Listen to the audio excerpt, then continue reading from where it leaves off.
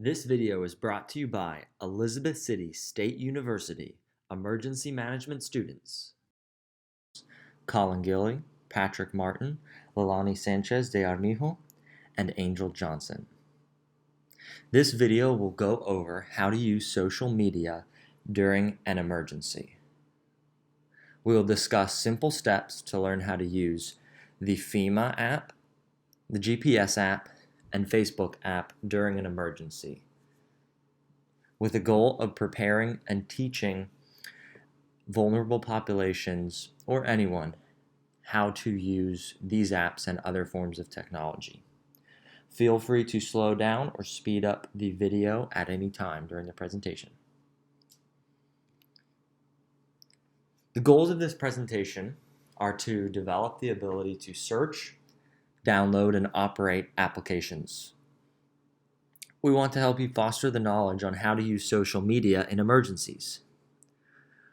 We want to help you set up the FEMA, GPS, and Facebook apps and ensure your comfortability with technological use. So what is social media? According to the Encyclopedia Britannica, it is a new driver of the convergent media sector. The term social media refers to technologies, platforms, and services that enable individuals to engage in communication from one-to-one, one-to-many, and many-to-many. Following is a short video about what an application is. If you woke up this morning thanks to the alarm on your smartphone, or if you like watching videos or playing games on your tablet, you're using applications, also known as apps. An app is a software program that lets you do things, for lack of a better word. You'll find apps on all of your devices, including smartphones, tablets, and computers. Some apps help you complete tasks, while others are just for fun. Here are some examples of ways you can use apps. Mobile apps are apps that run on your smartphone or tablet. They can make many things in life more convenient.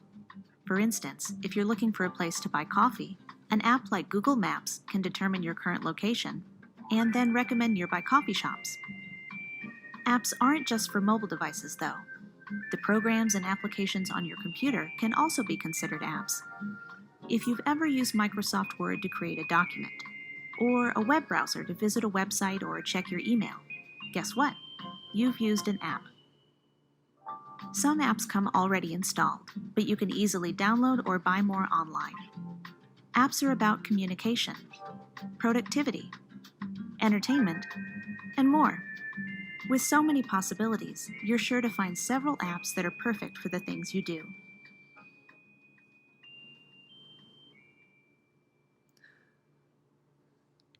So in the following slides, we'll discuss some of these useful apps for emergency management. These useful apps include an app created by the Federal Emergency Management Agency, GPS apps, which are global positioning systems, and the Facebook app, which is a social media site. All of these have different features in them that allow us to be prepared during an emergency. Starting off with the FEMA app. For the FEMA app, we want to teach you how to go to the App Store and download the FEMA app. We want to help you set up alerts for your local area, and then set up reminders for things like when to test your smoke alarm or update your emergency kit. There are steps to build an emergency kit, and then set up emergency meeting places for you and your family. Starting off with downloading the FEMA app. Many people may be familiar with downloading apps from the App Store, and this might be a breeze for you, but if you have not, here's a step-by-step process for how to go to the App Store and download the app. So first, for Apple products, you're going to click on that blue app that says App Store. Once you've clicked on that, a search box will appear. In this, you will type FEMA and then hit enter. The FEMA application should be the first to appear, and you are going to click on it to download. So where this cloud is, if you have not previously downloaded the app, it will say Get. However, because this user has already downloaded the app or has downloaded it before, there will be a cloud in which they can download it again. And at this point, you will enter the password that you have set up when you originally got your phone or other device. So once you have downloaded it, it will show up with your other applications. Here it is under My Other Applications, and you can see it is the white and blue app that says FEMA. Go ahead and click on that. When you click on it, the first thing that may appear is a notification that they would like to send you notifications, which may include alerts, sounds, and icon badges. This is voluntary, but it is the only way for you to get useful alerts and notifications. So we'll be setting up notifications, for example, for local alerts or a reminder for when you want to check your fire alarm. And if you do not allow this, you will not be able to receive those alerts. You can go on and check the app yourself to see if they're there, but doing this will allow them to automatically come through your phone. So this is up to you. However, if you do not click it, you'll have to go in manually and check for alerts or other notifications. So starting off, what is an alert? Right now we're talking about local weather alerts. So this is going to be a notification that appears on your phone, and it will provide you with weather-related information. Common alerts include flooding, alerts about flooding, tornadoes, hurricanes, thunderstorms, fog, mist, and other hazards that are in your area. There are 4 different forms that notifications for weather may take place from this FEMA application. And that's going to be a statement, advisory, watch, and warning. If you do not know what this means, don't worry, we are going to cover that in the next slide. So what is a notification good for? Why do we want to set these up on our phone? Well, they help us to know whether we should stay in or go outside, if we need to evacuate, check on our family, bring items inside, secure windows, and other things. So they help us to know what we should do. All right, now to discuss the different types of notifications. So here is an example for flooding, and here are the 4 different types of notification. It's important to note the difference and know what each notification means so that we can determine how to respond. So, starting off with a flood statement, all of these are going to be from the National Weather Service, and they'll provide follow-up information on flood warnings or to inform the public of flooding along rivers and major streams and that do not pose a serious threat to life or property. A watch is going to be an indicator of current or developing conditions that are favorable for the threat of flooding along rivers and streams that could pose a significant threat to life and property. A warning is when these floods are imminent or ongoing, so they might actually be happening, and these will pose a significant threat to life and property. And then advisory is when flooding is expected to be of inconvenience but not necessarily life-threatening. So these different notifications go from not necessarily life-threatening, a significant threat to life and property, and this is why it's important for us to know that when a notification pops up on our phone, what each means so that we are able to distinguish and respond correctly. So let's actually set these alerts up for our local area.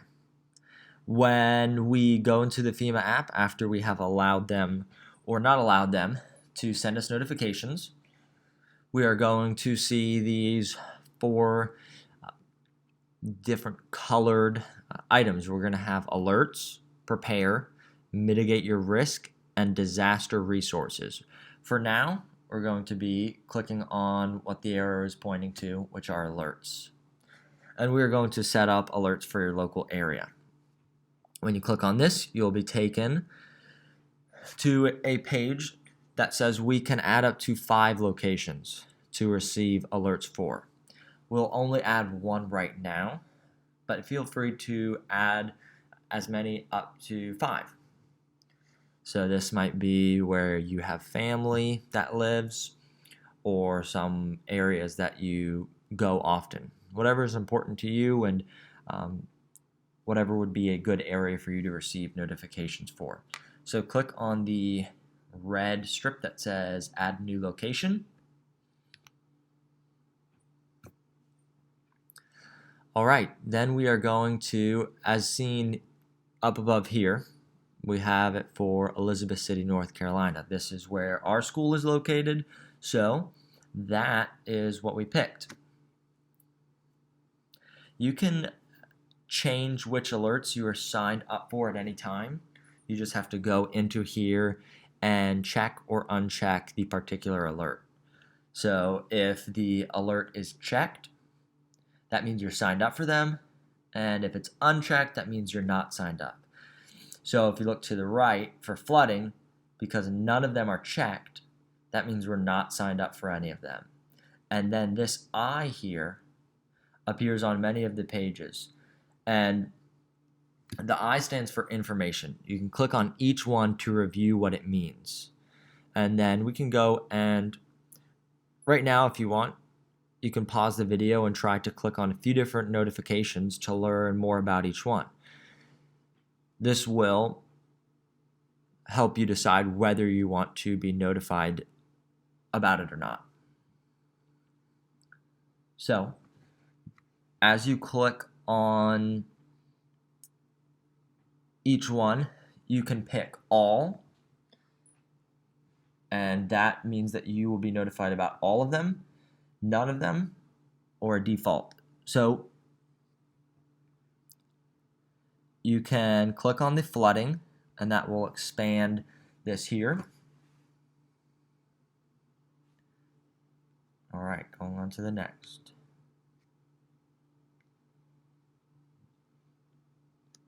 So when you go in, this means that you are signed up for all of the flooding alerts. Here are all of them, and you're going to be notified if there's a flash flood emergency, flash flood warning, and all the way down the list. So if you do not want to be notified of some of these, just click that check mark, and it will appear unchecked as seen in this slide. So select your preferred categories. Once they are selected, they will have this red check mark. And once you have picked all the notifications that you want to be notified about, you're going to go ahead and click on Saved. Once you have saved a location, it will appear as seen on the right. If you would like to receive alerts for more areas, you can click Add New Location and repeat the steps that we just went over. So congratulations, you are now signed up for alerts for your particular area. So you will now actually start receiving alerts when this type of weather event occurs. Remember, do not panic when you receive a notification. Click on it and read the information about what is occurring, where it is occurring, and what action you should take in response. As seen on the left here, this is how the FEMA notification will appear on your phone in the notification center. Other examples above are for the NOAA Weather Radar or the Weather Channel. These are how some of the other notifications will look, but in particular, this is what a FEMA notification will look like, and this is for a freeze warning. When we look to the right, this is how the notification will appear inside the FEMA app. So if you click the notification on your left, it will actually take you to this page on the right in your app, and it will appear as seen here.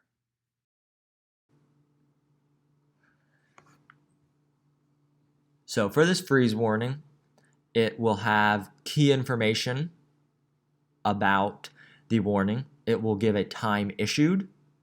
It will list all of the areas affected. So see here, it has all the different cities affected. And then it will tell you what is happening. So here it's sub-freezing temperatures as low as 28 to 32 expected away from the immediate coast. It will tell you where, when, and what the impacts are. And then also what to do. For example, on the right, it says take steps now to protect tender plants from the cold. So this is the same notification. There are just 2 images to include that bottom set.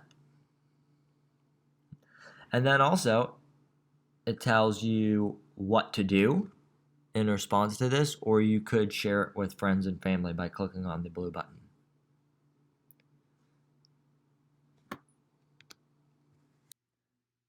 Some of the reminders that we will be setting up will be to test smoke alarms, update your emergency kit, which we will work to build in the next section, practice the fire escape plan, and replace smoke alarm batteries.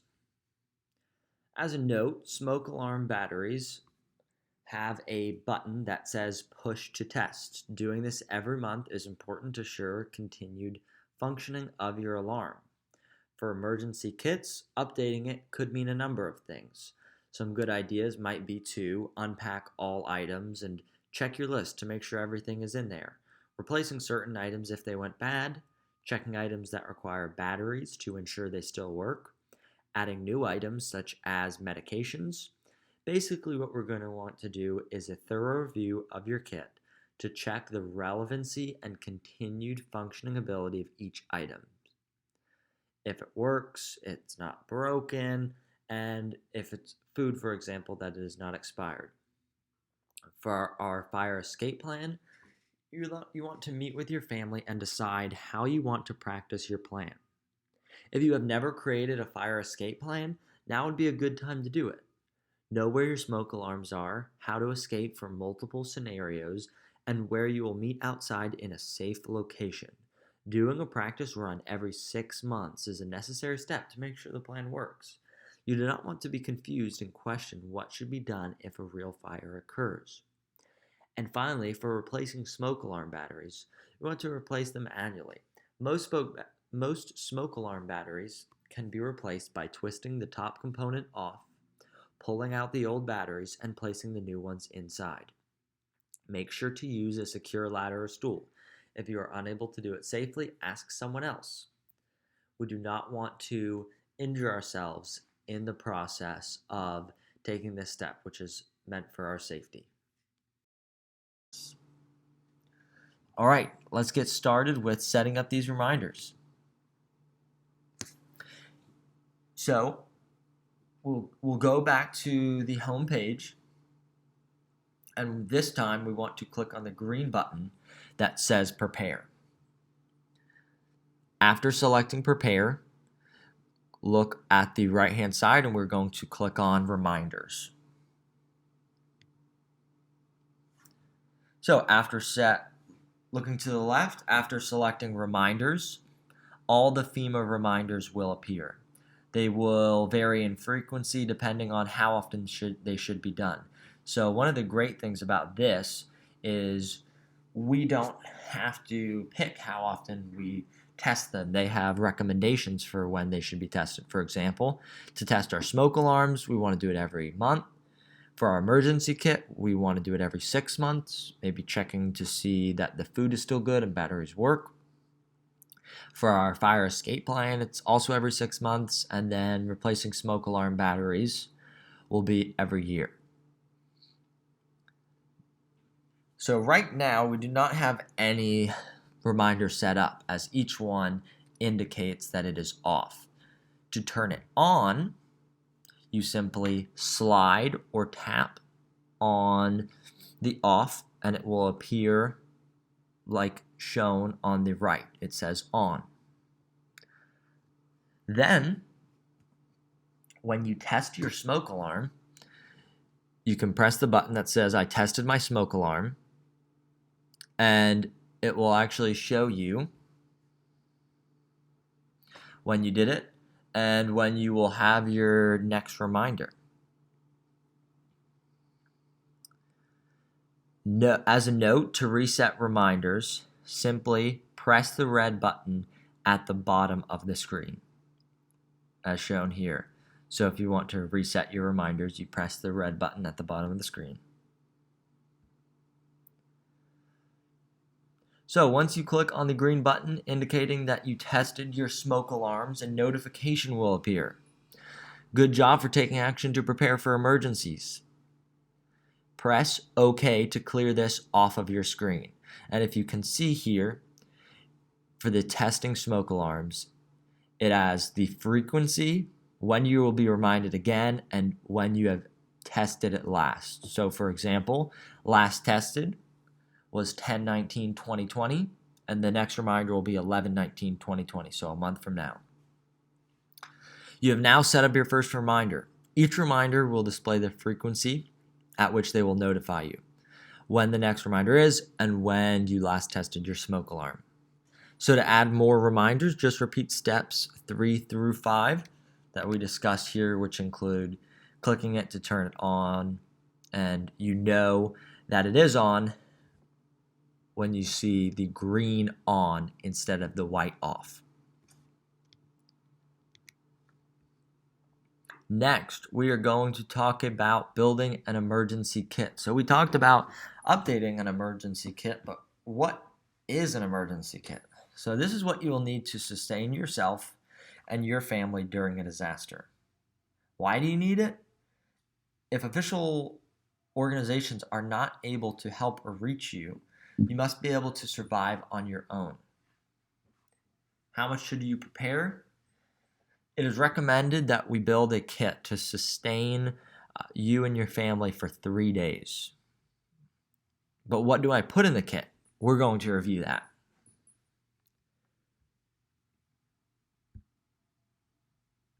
So, going back to the prepare section, press on the green button that says prepare, and then down below that says build a kit.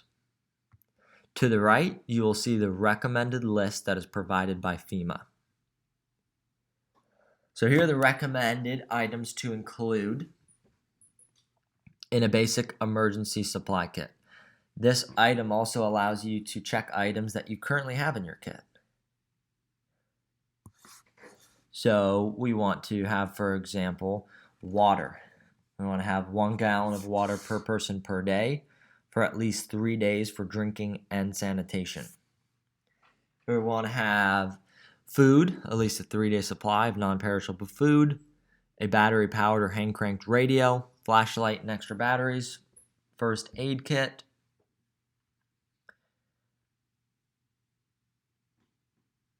and then the rest of the list is as below to the left and right.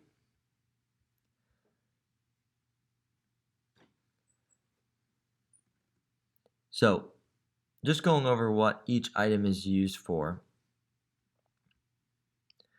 We want water because this is for drinking and sanitation and quite possibly cooking. There might not be any running water during a disaster, and this is one of the most critical items that we need. For food, we want to pick food that is non-perishable, light, easy to pack, high in calories, nutrient dense, and preferably that does not require cooking. We need a weather radio because if the power goes out and you cannot use your phone, we need something to receive alerts. We also want a flashlight for if the power goes out, a first aid kit if emergency responders are not able to get to you immediately. We want to be able to treat minor wounds. Often during a disaster, there's debris and other hazards that can cause injuries, and a first aid kit might be necessary to help you or others. We also want to include a whistle. It is louder than yelling, and it is useful for a situation where you're trapped or maybe just lost and need to signal for help. We also want to have a dust mask. During a disaster, especially for something like an earthquake, there will be a lot of debris and dust. A mask will help you make it easier to breathe. The plastic sheeting and duct tape can be used in case of a hazardous material spill where you are ordered to shelter in place. We want to seal areas with the plastic sheeting and tape so that contaminated air cannot get in. We want the towelettes, garbage bags, and plastic ties for personal sanitation, wrenches or pliers in case we need to turn off utilities, a can opener to open food. We want local maps in case phones and other devices fail. It is a great idea to have a copy of the local area. If a map has not been updated in years, check to see if there's a newer copy. This is a great step to do when you update your emergency kit. You want to have a cell phone with chargers and an inverter or solar charger and extra battery pack. A cell phone is an extremely useful item during a disaster. It is important to have multiple ways to keep your phone charged. Make sure these items are stored in a location where they cannot get wet.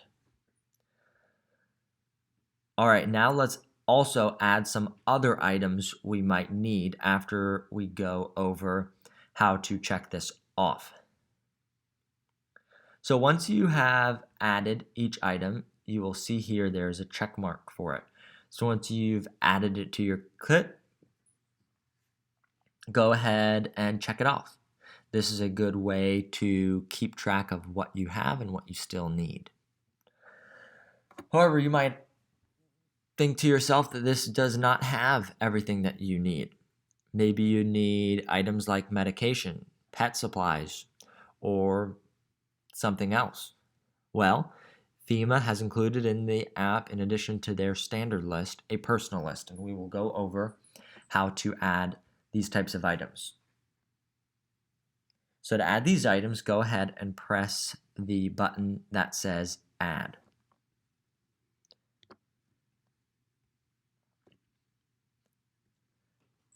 So to add this item, we're going to, as seen in the left, enter the type of item you need along with the quantity. This is good so that we know not only, okay, what do I need, but also how much of it.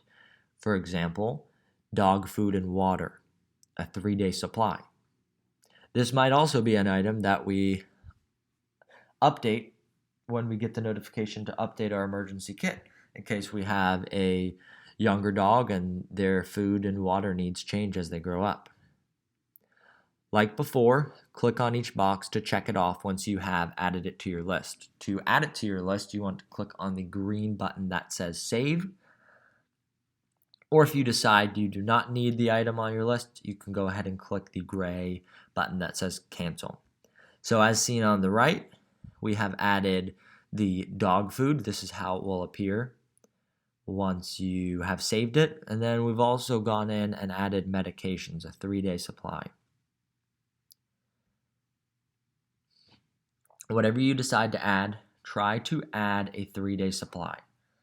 As an important note, for something like medications, we want to make sure they are labeled correctly and stored securely so pets and children cannot get into them. Another important note is if you are given a new medication or your doctor takes you off of a certain medication, you need to immediately make that change in your kit. During a disaster, you do not want to question and wonder if the correct medications are in the kit. It might also be helpful to include some information about the medicine, such as how often and in what dosage you are taking it. You can even use the FEMA app to include all of this information.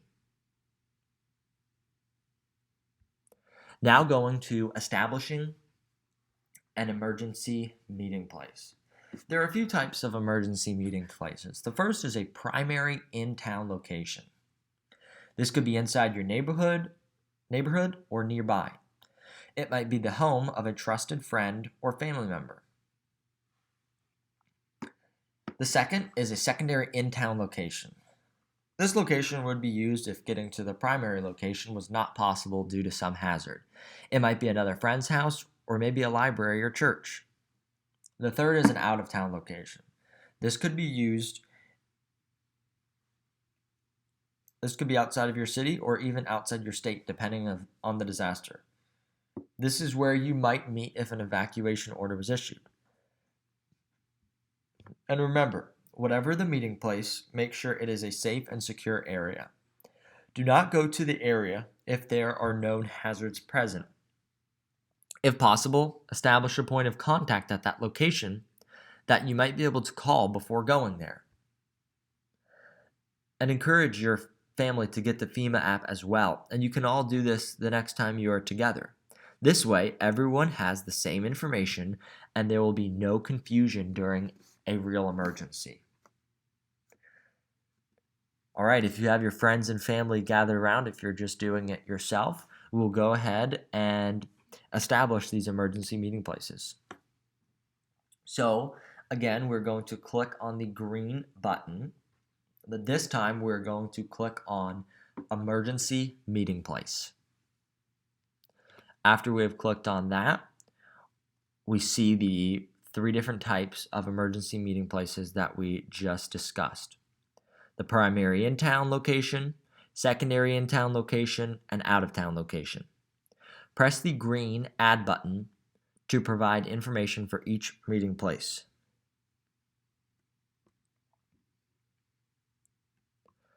Remember, when we're adding these locations, we want to be specific for when you would meet at this location.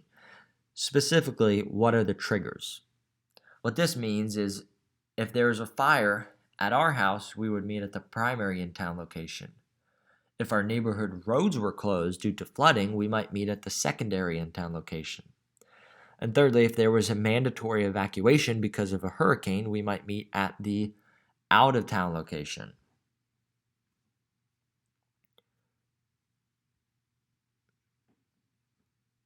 Okay, so for the primary in-town location, we want to include the name and the notes and address. So we want to include the address and the notes. This could be the example of this is when we meet at this location. When we want to save this information, we save, or we can, if we entered something incorrectly, we can delete or cancel it. And we can also clear out the information by backspacing if we make a mistake when entering.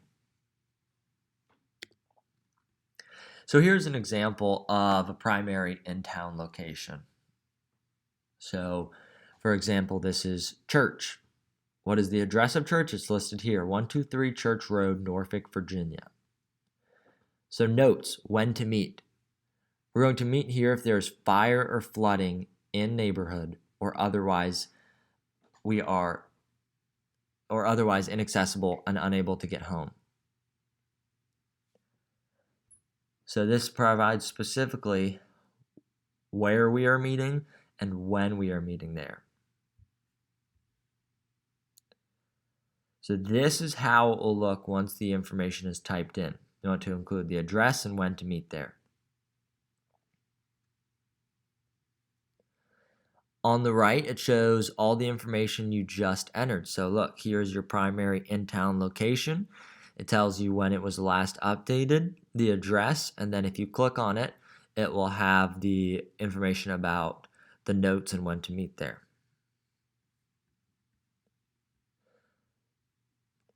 So to set up the secondary and out-of-town locations, you're just going to repeat steps 3 through 5, enter the name and the address and notes. Congratulations, the setup is complete for the different features of the FEMA app.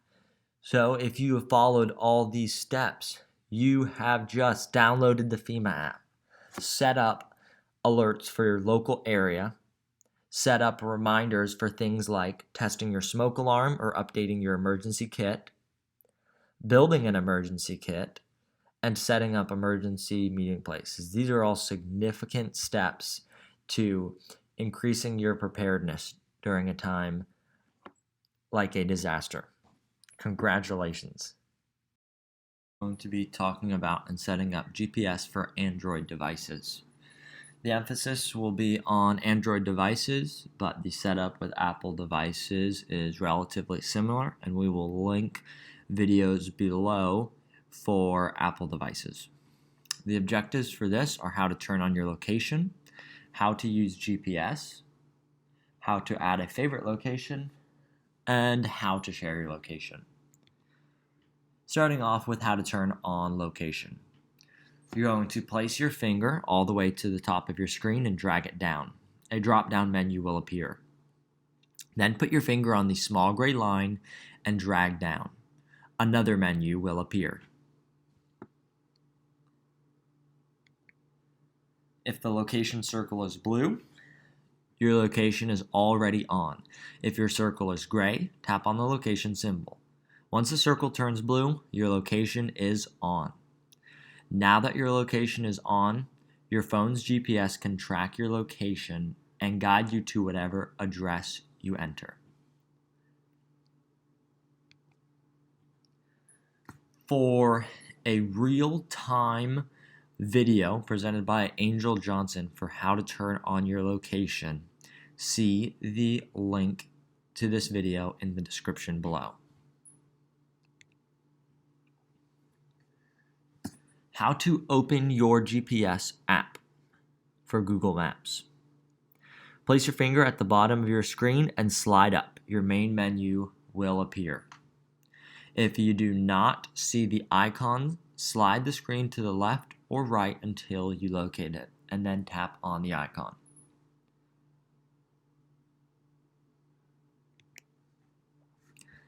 Again, here is a video about opening Google Maps. If you would like to see this video, we will link it in the description below. How to put a location into Google Maps. Now that you have opened your GPS Google Maps, you can type in an address for the app to navigate you to. You're going to tap search here and type in an address. If the address you want is listed, you can select it by tapping it. If you don't know the address, you can also just type in the name of the location, a city, state, or event intersection. Once you have selected the address, the app will find your location. At the bottom of the screen, you will have the option to view the direction in words by tapping on directions, or you can start live guidance by tapping on start. You also have the option to save this address for later use by tapping on save. For a step-by-step video on saving a location, click the link in the description below. For step-by-step on how to turn on location for an iPhone, click on this link in the video below. And then also for how to use Google Maps specifically for an iPhone. If you're interested in watching a video about social media and emergency management, we will link this video down below.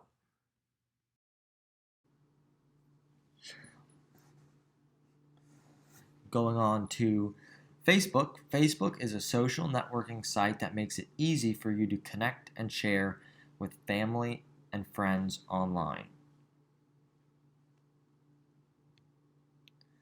Some of the tools for Facebook are Mark Yourself Safe, Crisis Response, and then there are a number of important emergency management pages that we are able to connect with on Facebook.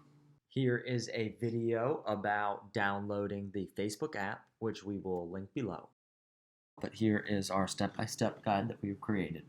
So for Apple devices, you're going to click on the blue app that says App Store. For Android devices, click on the Play Store app. And for Windows devices, go to Marketplace and search for Facebook. Once you have done this, click on the search box and write Facebook. The Facebook application should be the first to appear. Click on it to download. A password may be required. Select Install. Once downloaded, click on the green Open as shown in this image.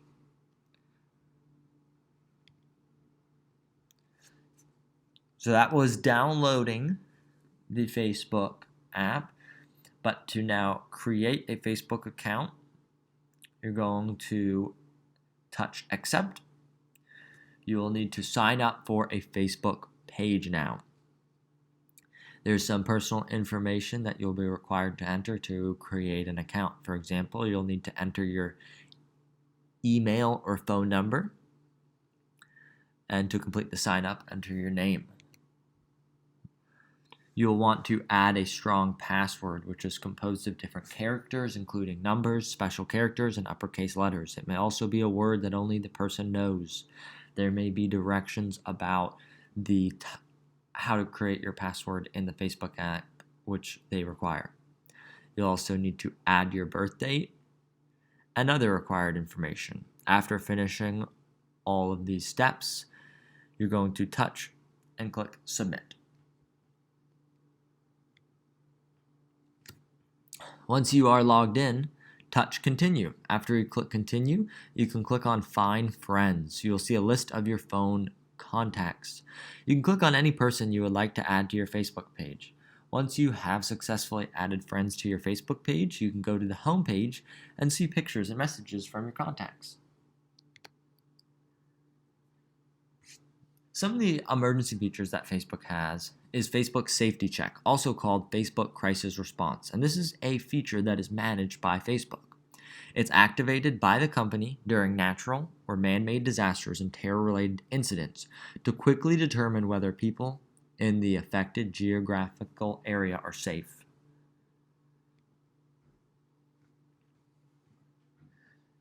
To see this video about crisis response and marking yourself safe, see the link in the description below.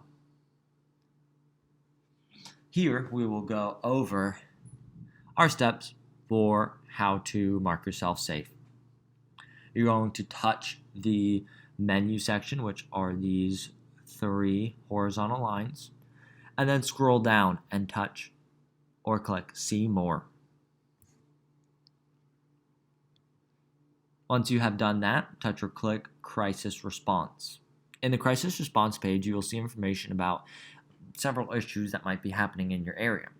Once you find the emergency event that applies to you, you can follow it to see more information about what is happening when they are posted. You can check on friends or you can share it.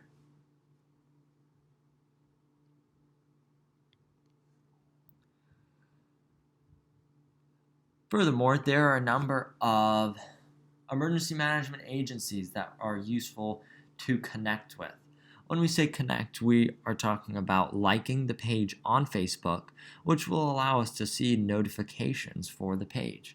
This is important when we want to hear about different information happening in our area, which we will go over. For example, we might want to connect with the Facebook FEMA page.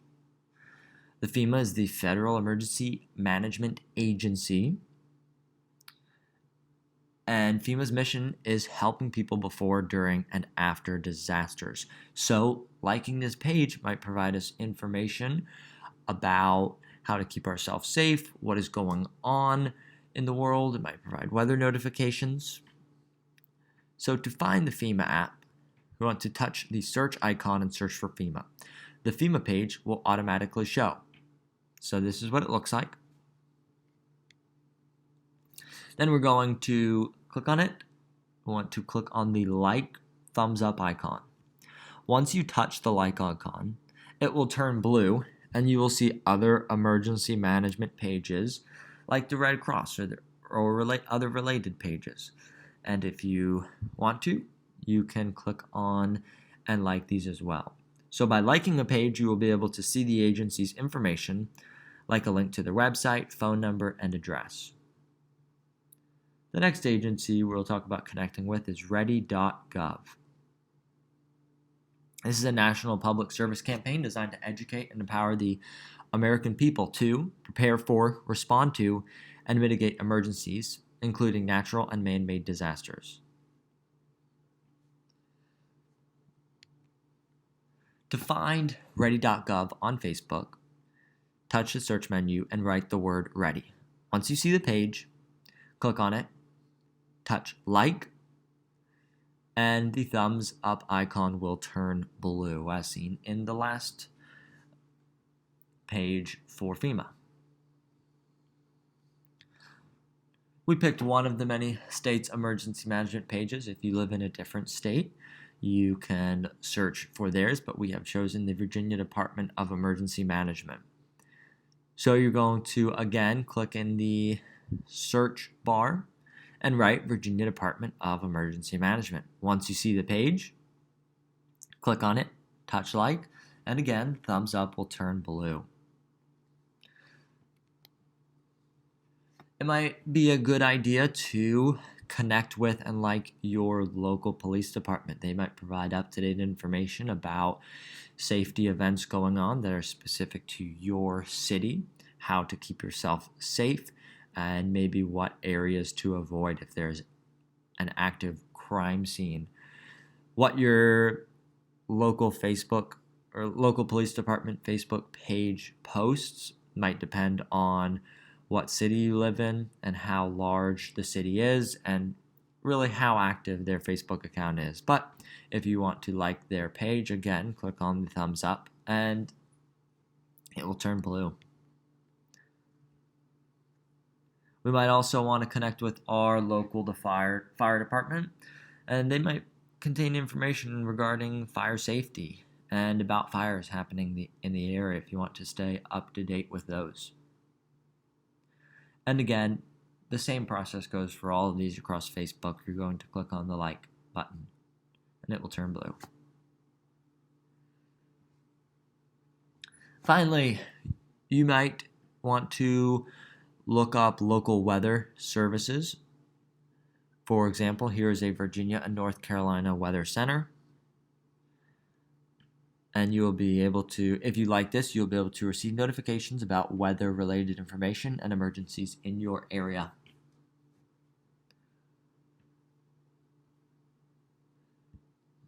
So through this presentation, we looked at 3 different apps. We looked at the Federal Emergency Management Agency's app.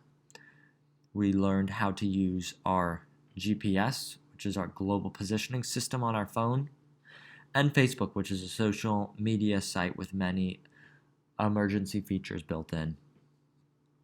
What we accomplished: we developed the ability to search, download, and operate applications.